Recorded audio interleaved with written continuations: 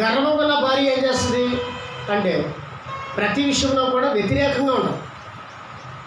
మరి ఆ కుటుంబంలో నెమ్మది ఉండదు, సమాధానం ఉండదు, గలిబిలిగా ఉంటారు. అంతేనా? నా మాటే పైన అని భార్య ఉంటుంది. అలాంటి గర్విష్ఠుల భార్యలు ఉంటారు, గర్విష్ఠుల భర్తలు ఉంటారు, గర్విష్ఠుల పిల్లలు కూడా ఉంటారు.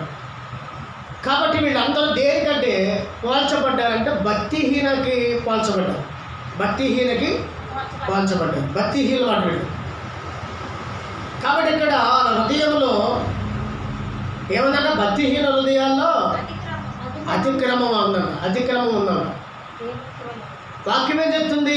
సామెతలు 3వ అధ్యాయంలో మనం చూద్దాం. సామెతల గ్రంథంలో